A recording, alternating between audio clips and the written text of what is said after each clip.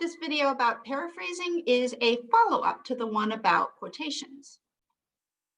Your textbook describes paraphrasing on pages 467 to 470.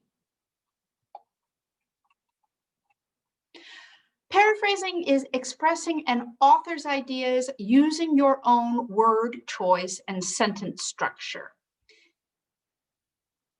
You're still going to need to cite that idea. If it's not your idea, it belongs to someone else, you'll still need to cite it, and we'll talk about that in a little bit. But it's okay to use your own language. And in fact, it's better to do it that way. You should paraphrase more than you quote. Why do you think that is? Well, someone is reading your paper to hear your voice, to hear what you think. And in school, your instructors want to know that you understand the material that you've discovered. So someone is not coming to your paper primarily to read what somebody else said. So use your own voice. You always need to name the author of the idea, as I mentioned, to avoid plagiarizing. Also to give that idea some credibility. If you didn't come up with it yourself, well, who is this person? What sort of authority does that person have to express this fact or this claim?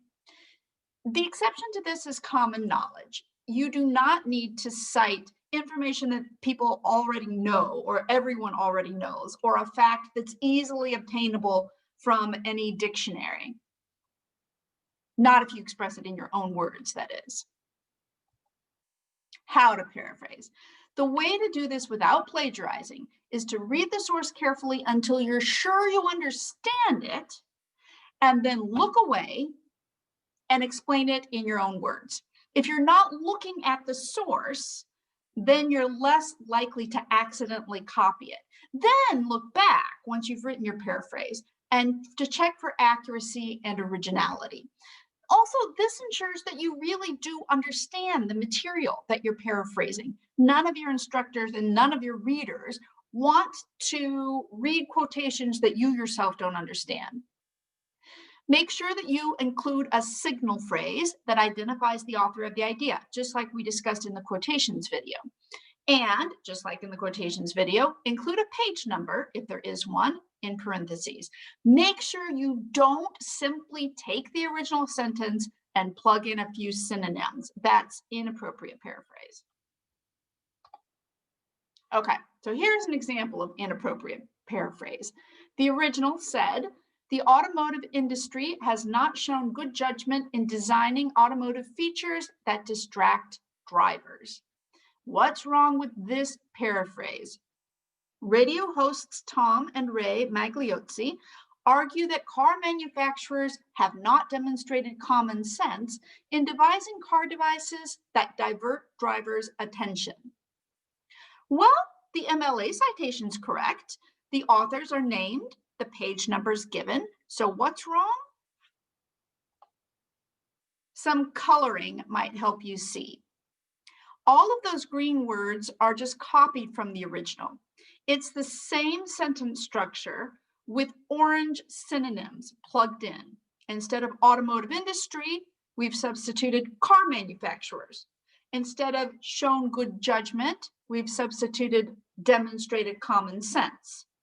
Instead of designing automotive features, we said devising car devices.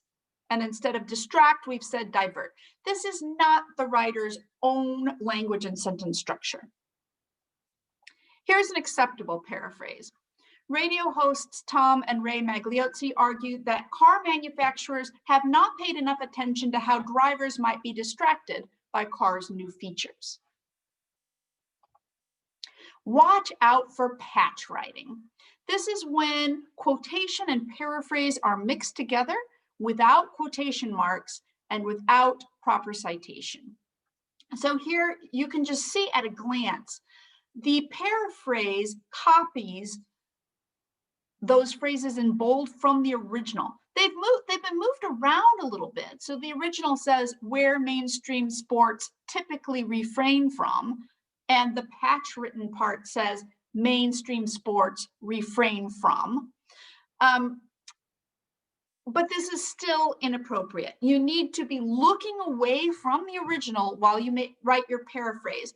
And if you do really need to copy a phrase from the original, like if you really want to say unapologetically violent acts, then what do? You put quotation marks around it.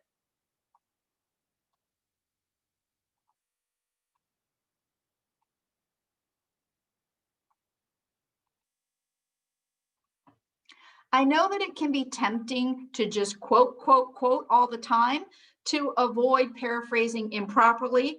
You know, people are worried about plagiarizing or they're worried about patch writing, so they just quote all the time instead, but that's not an acceptable alternative because your paper should be primarily your voice. So it's super important to learn how to paraphrase appropriately.